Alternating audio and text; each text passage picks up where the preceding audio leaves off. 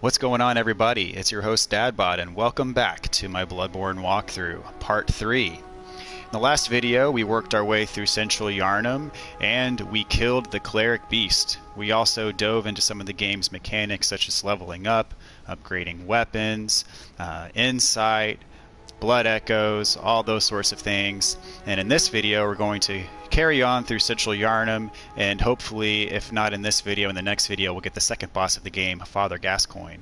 So without further ado, let's carry on through the game. So for starters, we're just going to go back to our lamp here in Central Yharnam. That great bridge lamp that we unlocked from killing the cleric beast actually just leads us to a dead end at the end of that bridge. We kind of covered that in the last video. So Central Yharnam is the place for us to go today, and we will continue from there and work our way over to where we're going to fight the second boss of the game, Father Gascoigne. There's a little bit of stuff we have to work through to get there first, but we should be able to do that rather quickly now that I don't have to stop and kind of explain everything in detail as we go. So here we go. Let's just get this guy right here. Best case scenario, he drops some blood vials for us. Worst case scenario, we just get the experience points. Alright, so we're going to get this guy, and you'll see that we have our hand lantern equipped, so some of these areas are lit up a little bit better than they were in the past. The hand lantern does not provide as much light as a torch, but again, it doesn't use up one of your left-hand equipment slots, so I do prefer the hand lantern over the torch, and I pretty much always have it equipped. You'll see it there on my side. And again, of course, I killed that guy that always drops 4 quicksilver bullets because, you know, why not? So here we're going to make our way over back to this area we saw in the last video where the dogs are in cages. So we're going to go ahead and kill all these dogs again just so they don't break out and surprise us later and embarrass us. One of them might already be out of the cage. Yeah, we'll see this one already roaming around. So we'll take care of him first, and we'll get these other ones in cages just so they don't, you know, break out and sneak up behind us and make me look like a fool. So now we are officially entering new territory. So we're going to go around this corner first things first. This dog is not going to be in a cage ever. He's always roaming free. So we're going to get him, pick up the item, some tier 3 cold blood dew. Not bad. And the dogs, you can't sneak up on them, so don't try. Only exception being this dog, who for some reason just seems to be relentlessly barking at this poor lady's door.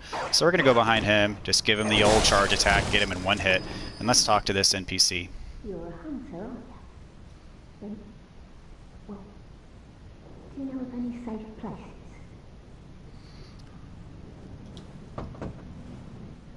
I've heard I have. Shutting up indoors isn't always enough. Well, if you once had got off your arses, you wouldn't be in this mess. You're obligated to help me, you hear? So what will it be? Are you going to tell me you're not? Alright, not very friendly. So she's looking for a safe place to go. She's tired of waiting inside her house. She understands that that's probably not even the safest option for her anyway. As of this point, we do not have a safe place to send her, but if we find one later, let's keep that in the back of our minds. Yes, good for nothing. No respect for the elderly is what that is. That lot of good you outsiders do. Go on, admit it. You think we're all mad, don't you? Well, go and stab it. I know all your tricks. Jeez, maybe we won't help you even if we do find a place. Golly. Okay, so let's carry forward. Before we do anything else, there's going to be a man-beast lingering here. You know the drill. Let's get the parry and the visceral. And we've leveled up. We're doing a bit more damage now than we were in the last video, which is always good. And those guys will very often drop blood vials for us. So this is something that a lot of people miss. You can actually roll through these barrels, and you can drop down in here, up on these rafters, and you know, this is totally optional. You do not have to explore this area. But there are some items up here, and there's another NPC that's actually a little bit more important to the story that we're going to want to talk to. So I got some cold blood there. And so for these, you know, back there was a kind of hanging from the ceiling, or an item hanging from the ceiling on that corpse. And the only way to get it is going to be for us to hit it with our weapon, and it'll drop down and we can get it later. So in order for us to get that range, we're going to need to transform our weapon, and be sure you're standing kind of far back on this little platform here, because if you don't, and when you swing, if you're not far enough back, you're going to fall off, and we don't want that. So let's go ahead and do an attack. And so we are far enough back that we didn't fall off, but yet we still got it to fall down. And so it's directly below us, and we'll get it in a minute. So let's go ahead and run across and just make sure there's nothing over here that we're missing out on. I don't think there is. It's always good just to check to make sure. And so there, you see that glow down there. That's the item that we just dropped down from what we just did. So before we get that other one, we actually want to go through this doorway, and we're going to talk to one of the NPCs of this game, Eileen, who actually has a bit of a quest line that we're going to follow. So we definitely want to talk to her. Now, you'll notice that you cannot lock onto her. In general, if you can't lock on to someone you see standing in front of you, that means that they're not hostile. However, in my first playthrough, I made the mistake of just running up and attacking her just because everything else wanted to kill me, so I assumed she did too. If you attack her, she will become hostile, and you will not be able to engage her quest line for the rest of the game. There's no way to turn them back as far as I'm aware, so just be aware that if you want to go through with her quest line and not die because she is kind of powerful, don't attack her, just go up and talk to her. Oh, a hunter, are you? And an outsider? What a mess you've been caught up in. And tonight of all nights. Here, to welcome the new hunter. Alright, she gave us some bold hunter's marks for free. If you remember, we could buy those at the shop in the Hunter's Dream, but we just got some for free. Prepare yourself for the worst. There are no humans left. They're all flesh-hungry beasts now. Still lingering about. What's wrong? A hunter unnerved by a few beasts. No matter. Without fear in our hearts, we're little different from the beasts themselves. Alright, shake off cape. That's a gesture. What are you still doing here? Enough trembling in your boots. A hunter must hunt. Alright, so that is Eileen the Crow. She is what they call a hunter of hunters, meaning that she goes about the world and looks for kind of hunters that are so saturated in their ways that they've kind of lost their mind and they need to be disposed of, kind of like what we'll see in a bit with the second boss. But so she's a little bit unique. You notice that she has kind of an accent that people actually kind of make fun of. She says hunta instead of hunter, and that's kind of a meme in this game. So before we do anything else, let's go ahead and knock this second item down, and let's try to do it without falling down ourselves. I'm going to be very careful here because I don't want to fall down yet. Alright, we barely made it work. So you notice she gave us some Bold Hunter's marks, and as I said, I think I mentioned in the last video, Bold Hunter's marks are what allow you to respawn at your last checkpoint or lamp without, we have to drop down here by the way, without giving up all of your blood echoes. Now they are a consumable, which means they're a finite use, and so once you run out of them you can't use it anymore. Whereas the regular Hunter's mark, which sacrifices all of your blood echoes upon respawn, you can use infinitely. So Bold Hunter's marks are actually quite nice. I'm going to use them quite a bit in this playthrough, and they're actually really good for grinding. There we go, finally got that parry. You know, if you want to respawn at a checkpoint instead of having to walk all the way back just to warp and make all the enemies respawn just so you can farm some more stuff, whatever it is you were farming at the time. So those Bold Hunter marks are very useful for that. And she also gave us a gesture. I've kind of used a couple of them just in the outros of these videos, but gestures are something that are a part of this game, and they really don't serve much of a core purpose other than they just kind of look cool. And also if you're doing multiplayer, since you can't, oops, hit me through the wall there, since you can't use voice during, whoops, oh no, he almost killed us. Since you can't use voice during multiplayer, those gestures are kind of a means you can use to communicate with whoever it is that you're playing with, since you can't really talk to them unless you know, call them or whatever. Let's heal up real quick. So the way you access your gestures is by hitting the left side of that center button on the PS4, and it pulls it up, and you can assign different gestures. So these are the ones you kind of have by default. So, you know, you have Hunter's Rally. And the one we just got is, oops, I didn't want to actually perform the gesture. I wanted to change it out. The one we just got is the Shake Off Cape. I actually kind of like this one, just because it looks kind of cool, and it's like, no big deal. We just took care of business. So those gestures really don't serve any other purpose other than that. And, you know, they're just kind of cool. And, you know, you can get them if you want. If not, no biggie. So we're going to drop down on this side. So one of the items that we cut down dropped down over here. One of the items we cut down dropped over here.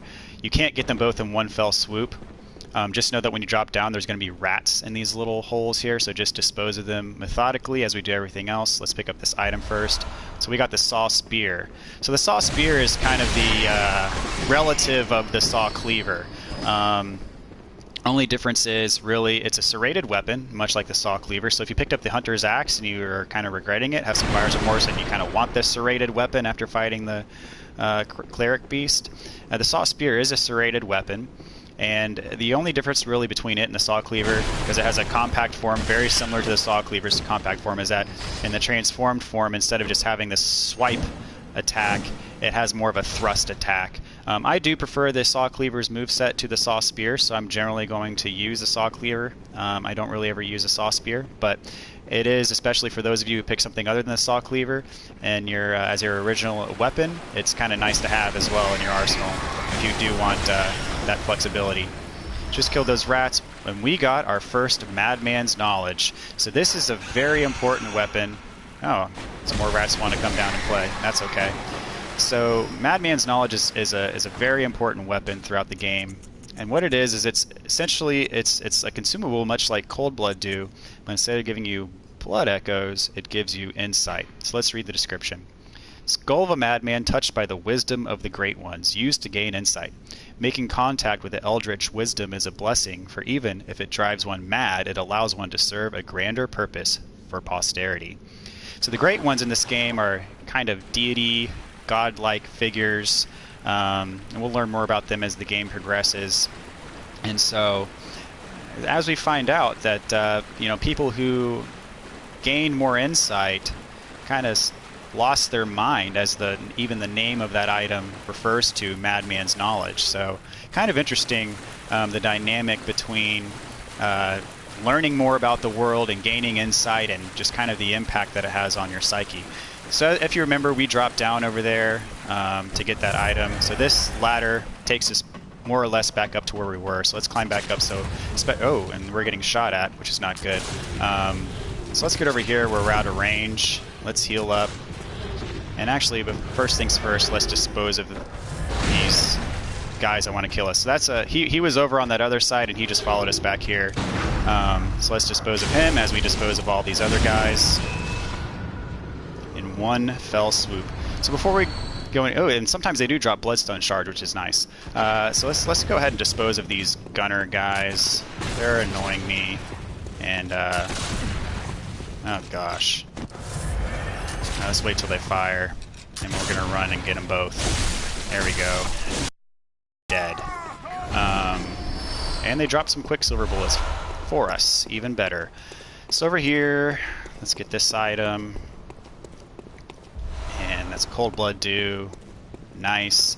So, now that we're not being sniped, let's go back over here and drop down on the other side and get that other weapon that we cut down. And is it on this side? Yes, it is over here. So let's drop down. There's going to be some more rats, but no matter. We'll make quick work of them. Almost one-shot him, but not quite. Alright, that one didn't drop anything. And this one also did not drop anything. So here we have 2 bloodstone shards, so not a bad get for us.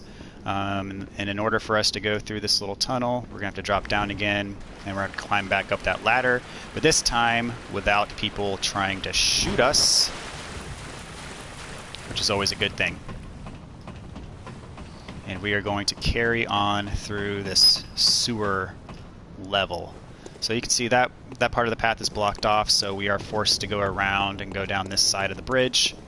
We're going to kind of U-turn here and carry on our merry old way. So watch out.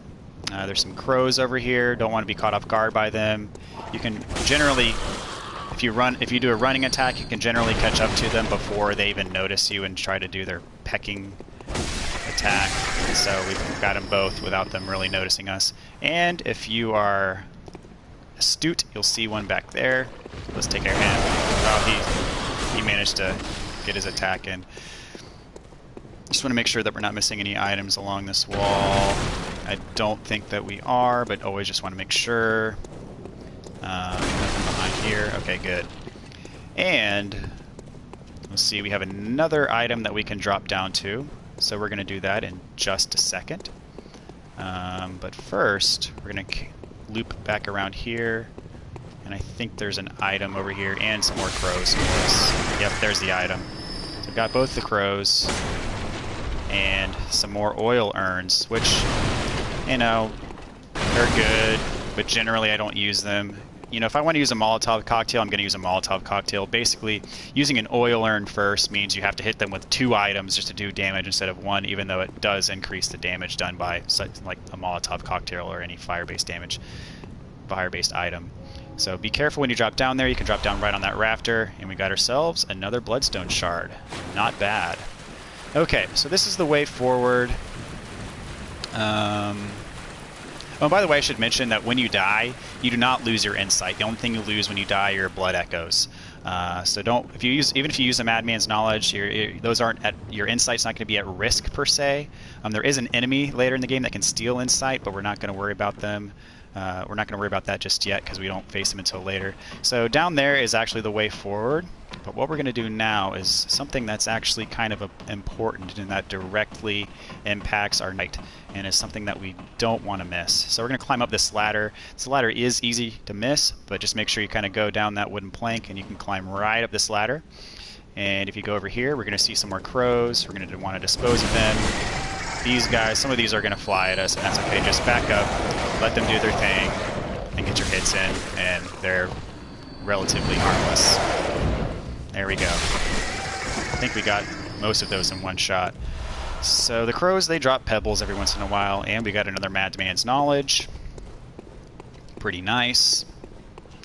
So over here, is this, I think there's no instance, but I think there's an NPC back here. Wretched outsider. Trying to fool me to open this door. Heavens, the depths of depravity. Okay. Whatever. So here is a troll enemy, and he will not notice you if you sneak up behind him. So this is a good opportunity for a charge attack, backstab, and visceral attack. Easy. Making quick work of these guys and get the blood vials.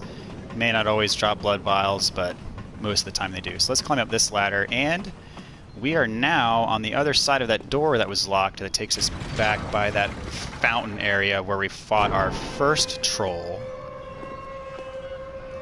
So this should look familiar. We're not really going to run around here much, but see, there's that fountain right there, and, you know, this is kind of that near that first area we worked our way through. So this is an important NPC that we definitely want to talk to. Who are you? I don't know your voice, but I know that smell. Are you a hunter? And I just really look for my mum. Daddy never came back from the hunt, and she went to find him, but now she's gone too. I'm all alone and scared. Alright, so she's looking for her mom. Her mom went to chase after her dad, who was out on the hunt and never came back. So let's be good, and let's help find the girl's mother. Really? Oh, thank you. My mum was a red jeweled brooch. It's so big and beautiful. You won't miss it. Oh, I mustn't forget. If you find my mum, give her this music box. Okay, so she gives us the tiny music box. It plays one of Daddy's favourite songs. And when Daddy forgets us, we play it for him so he remembers. Mum's so silly running off without it. So her dad apparently has some form of mental issue where he forgets who his family is, and so apparently this music box that we just got, if you play it, helps him to remember who his family is, because it plays a tune that is familiar to him. So let's check out this tiny music box which we have on us now. A small music box received from a young Yharnam girl plays a song shared by her mother and father. Inside the lid is a small scrap of paper, perhaps an old message. Two names can be made out, however faintly: Viola and Gascoigne. So, this tiny music box is going to play a role in a short bit, and you'll see why. In fact, just so I don't forget, I'm going to go on and equip it.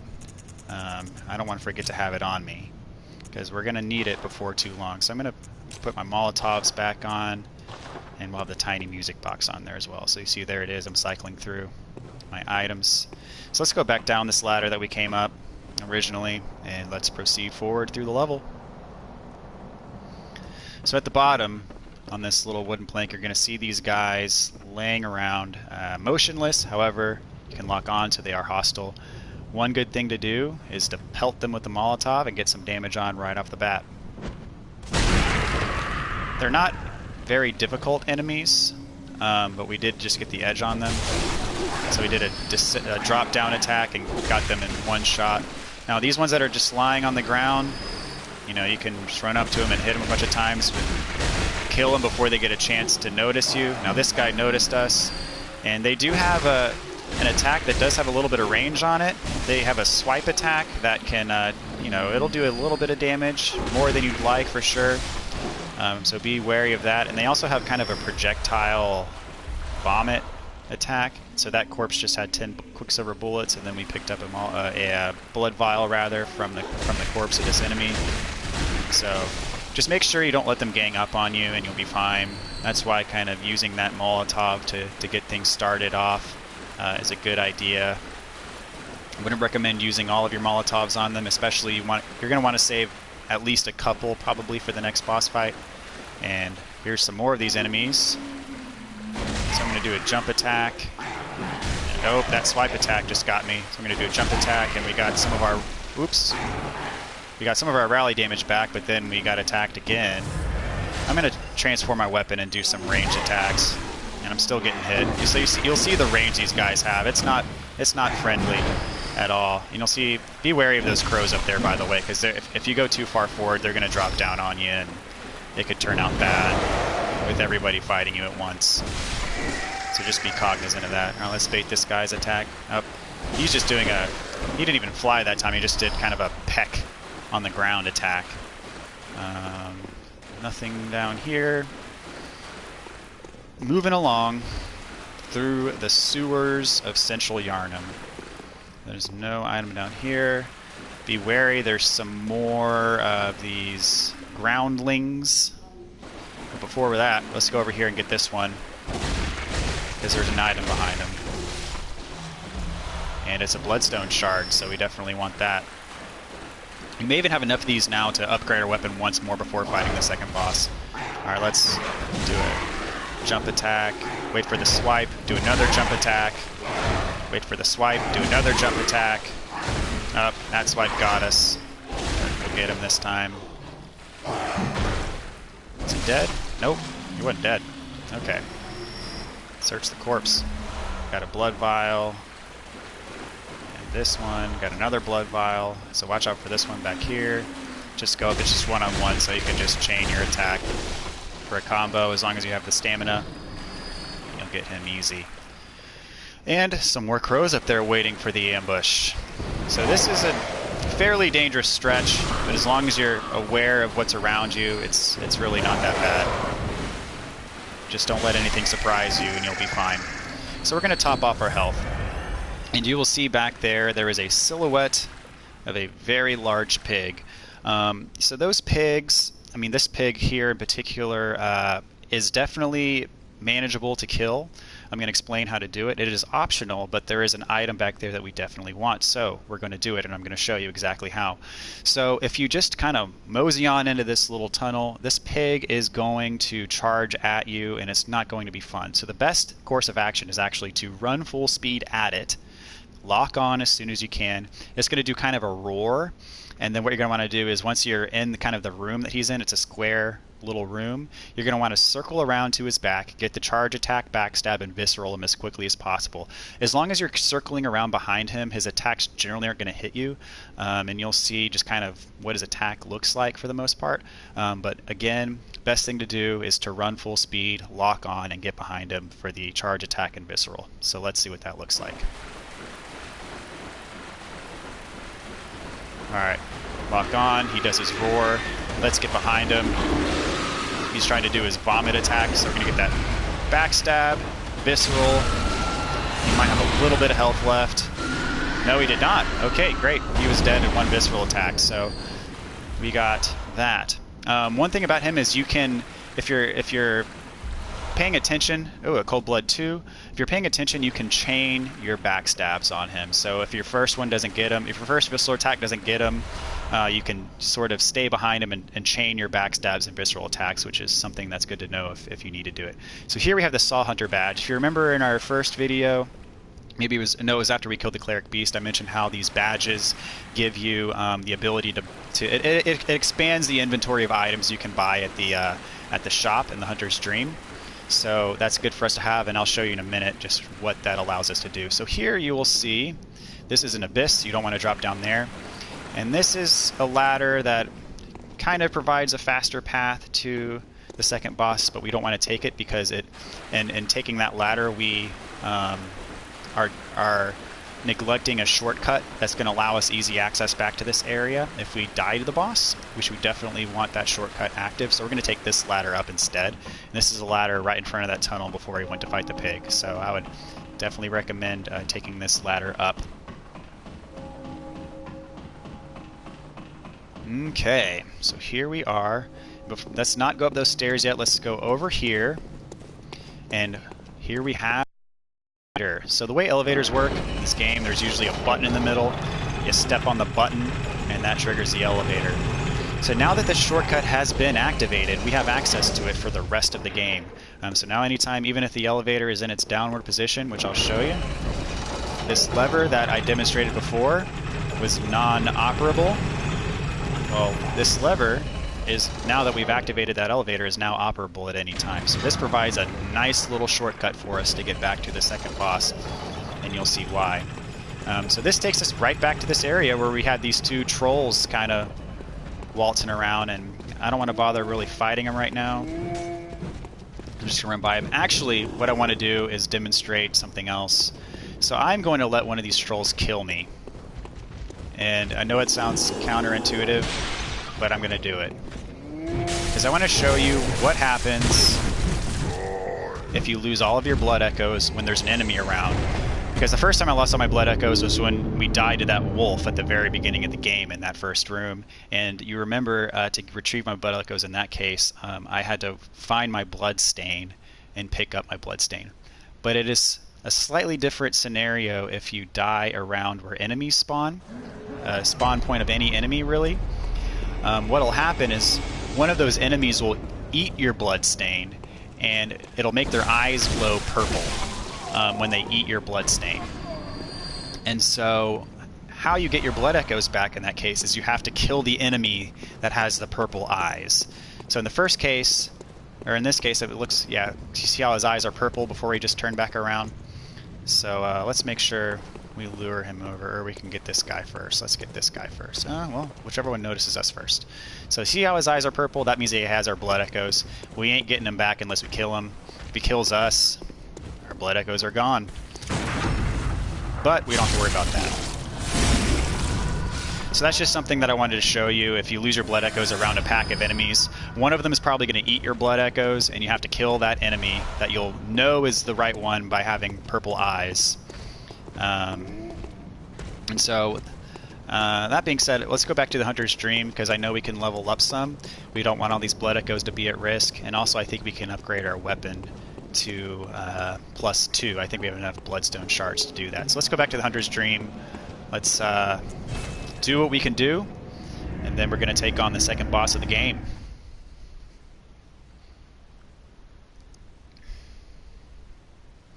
And one thing I do want to show you also in the Hunter's Dream is the expanded inventory that we got from getting that badge from killing the pig.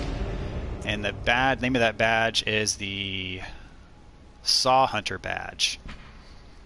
And we'll see what that allows us to buy now. So, purchase items. Let's see. So what this does is this allows us to purchase the starting equipment.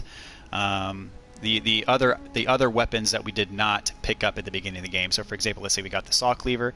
Well, this allows us to now get the hunter's axe or the threaded cane, and also puts the saw spear, which is that item that we got the drop for, in our buyable weapons here. So let's say if you got the hunter's axe and you're like, oh, I want to get the saw cleaver, or let's say you got the saw cleaver, I want the hunter's axe or threaded cane.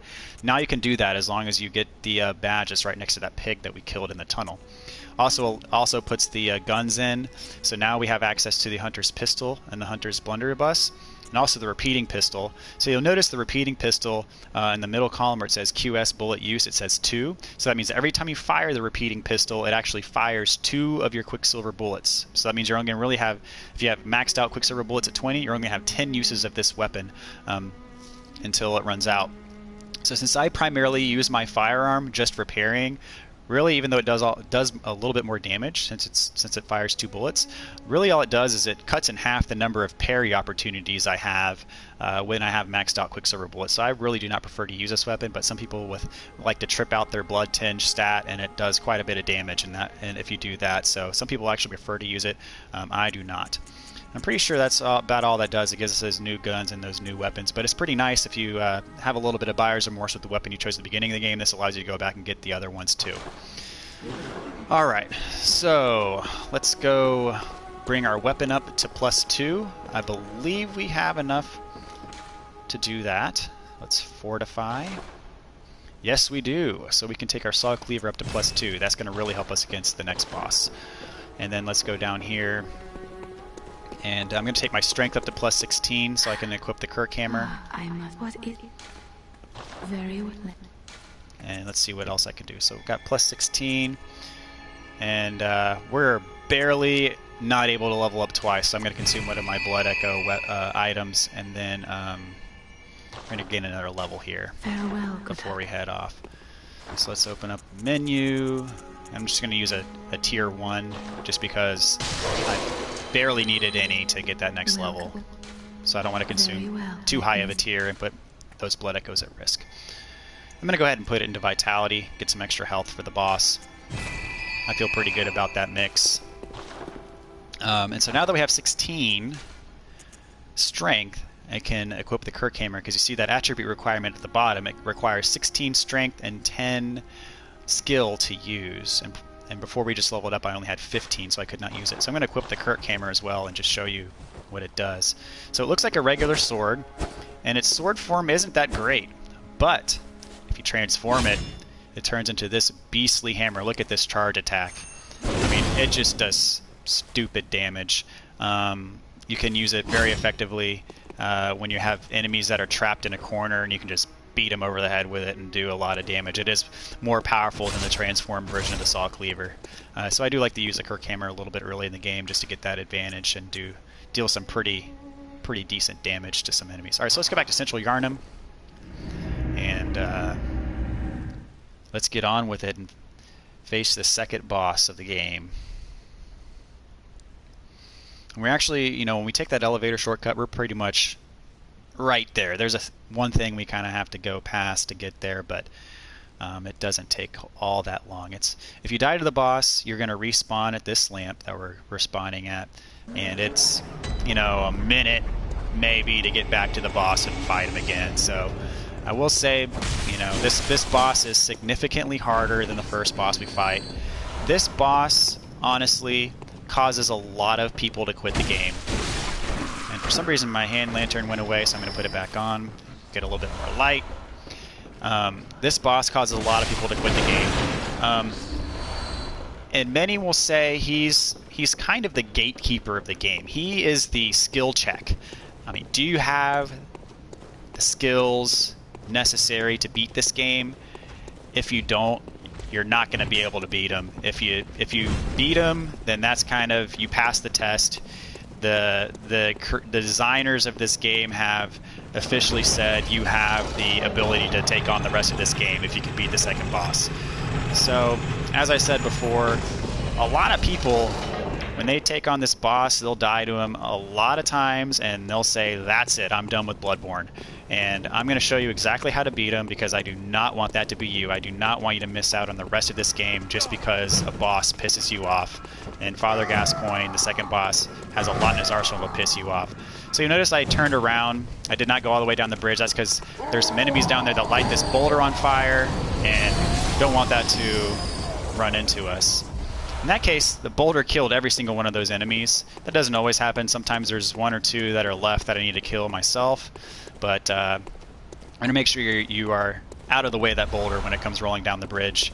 You don't want to get hit by it. I don't think it kills you in one hit. It might, but it'll definitely do some damage. So we have a troll up here. We're going to lure him down. And again, parries and viscerals don't work well on stairs, so we're going to get him on flat ground and do it down here. No problem at all. And you'll see we're doing a lot more damage now that we've kind of leveled up some. We've beefed up our weapon a bit. And here we've got a shield guy, so jump attack. Generally the best way to fight those guys. And this is the ladder. If you climb that ladder after killing the pig that I showed you, this is where that ladder takes you.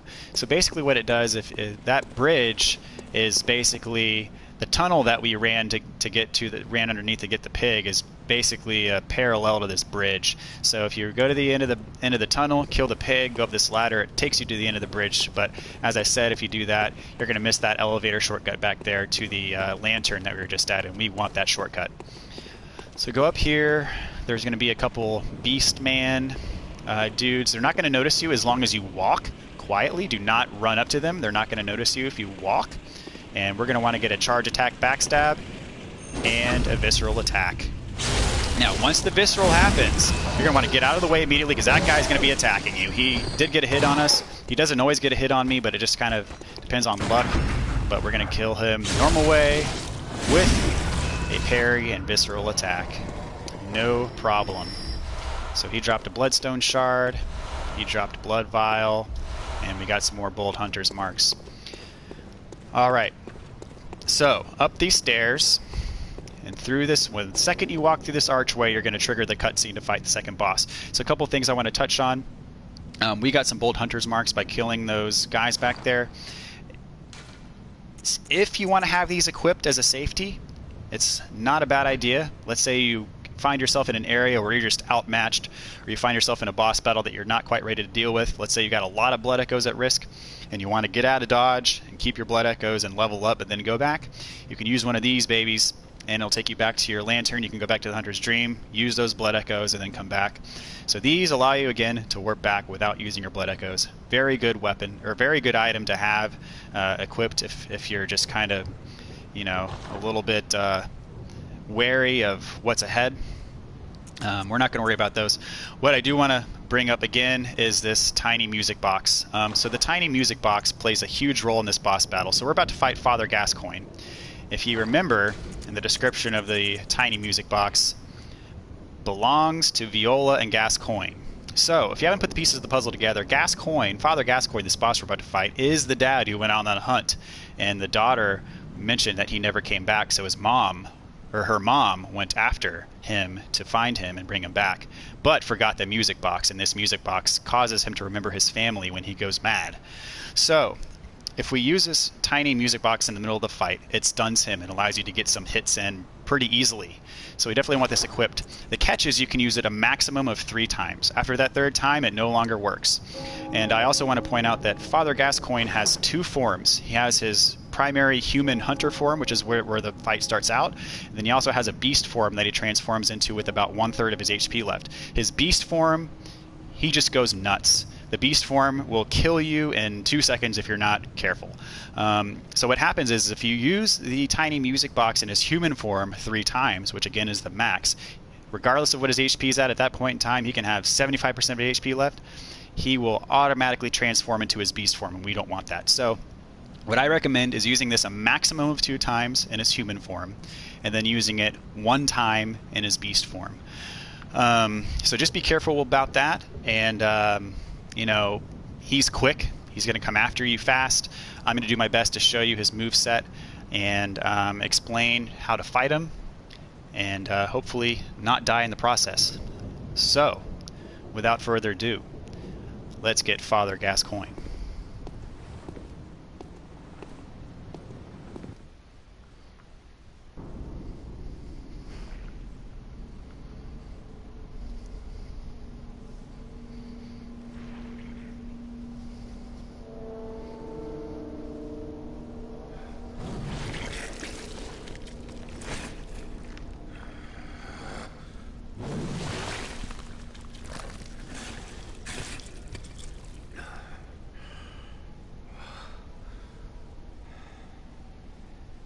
Beasts all over the shop. You'll be one of them, sooner or later.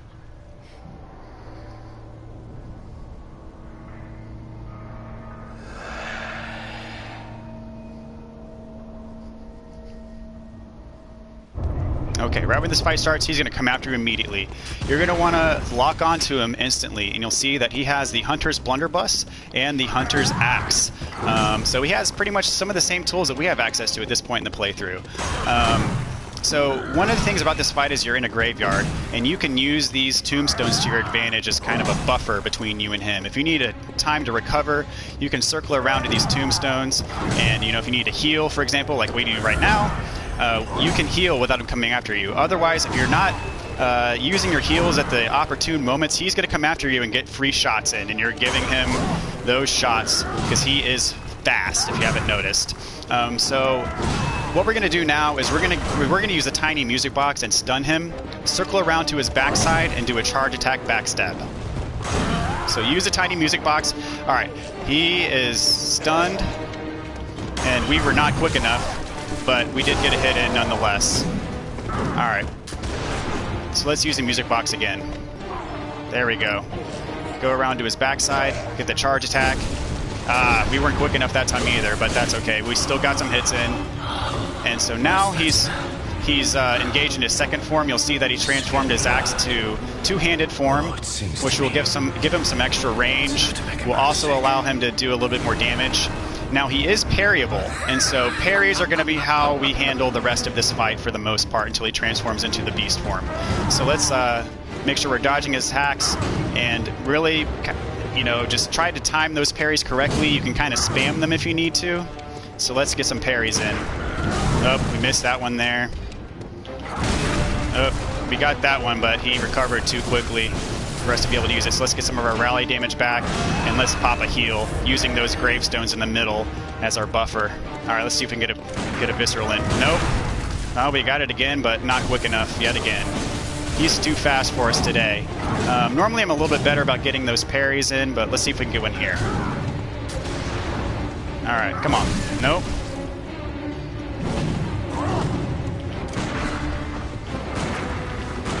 There we go. Got it. So this is probably going to do enough damage to cause him to transform into his beast form. So heal up, have your tiny music box ready. So that's his animation for transforming to beast. So use the music box right away. Uh-oh, that dive attack is lethal. Make sure you... Okay, we got him. So go behind him immediately, get the charge attack backstab, switch to your Molotov cocktails, get the visceral, and that happened to kill him. If it didn't kill him, at that point you can pelt him with a Molotov and that'll get the kill. So that is Father Gascoigne.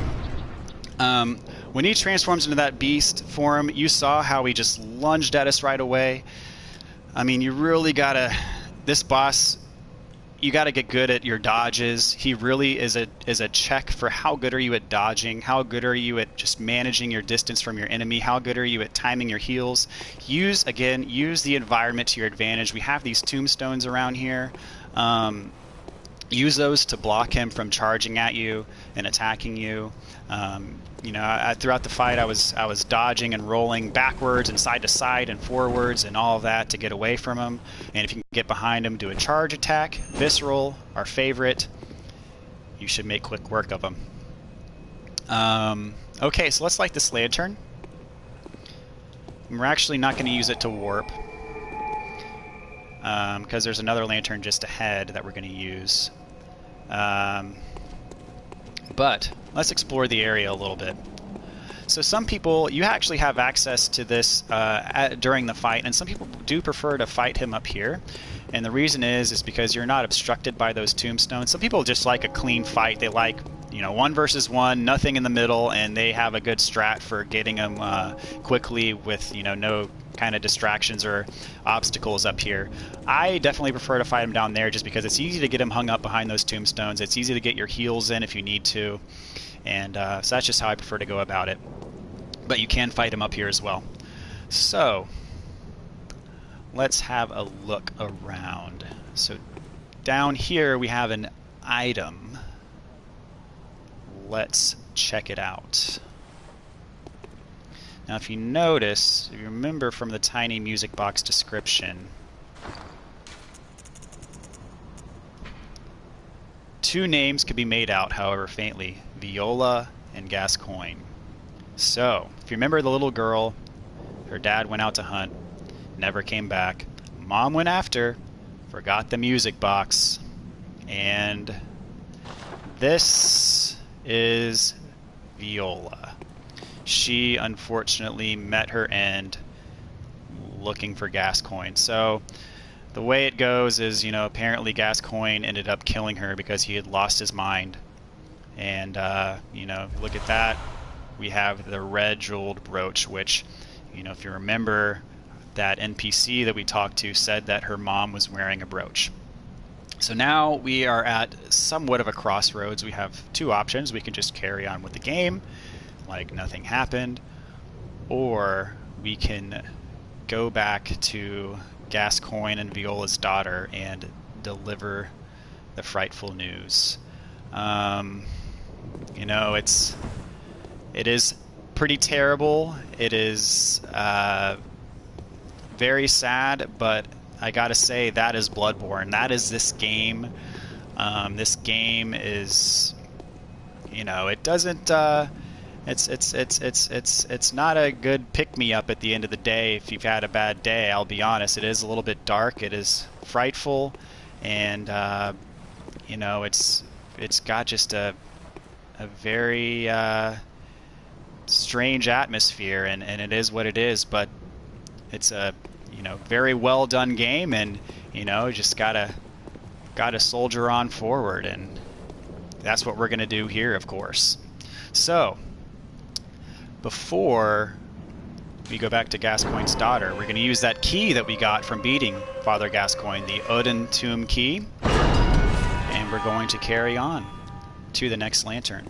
So those doors will not open unless you have the key from beating Father Gascoigne. So you can technically get to that gate during the fight, but you're not going to be able to open the door. So this path, there's really nothing threatening you. There's no enemies or anything like that. So don't worry about that. Just kind of, you know, making the connection between here and the next area, which is going to be the Cathedral Ward. So in this room, we have a lore note here on the desk. The Bergenworth spider hides all manner of rituals and keeps our lost master from us. A terrible shame. It makes my head shudder uncontrollably. So Bergenworth is the it's a institution of learning and research in this game. And so there are scholars at Bergenworth who believe that the path for humans to ascend to the next level, to the level of the Great Ones, is by gaining insight. And so if you remember from the Madman's Knowledge item description, it, you know, says, you know, people learn the truth, and you know, they essentially lose their mind. And so as these people at Bergenworth gained insight, you know, perhaps some of them lost their mind. And so we'll learn a little bit more about insight as we progress forward through the game, and we'll learn a little bit more about Bergenworth as we progress forward through the game. But just an interesting little nugget as of this point in time. So let's look and see what's inside this chest. So This is the Blood Gem Workshop tool. So back at the Hunter's Dream, rather, we can now equip blood gems to our weapons. We do not have any blood gems yet. They are a rare drop from some enemies, but we have not yet picked one up, so it really doesn't matter to us yet. But what blood gems are is they act as a buff to your weapon. So let's, for example, some blood gem will give you, like, we'll say a plus 10% damage to your weapon. So those can be very helpful later in the game, and this tool that we just found allows us to equip them. So let's open these doors and get into the Cathedral Ward.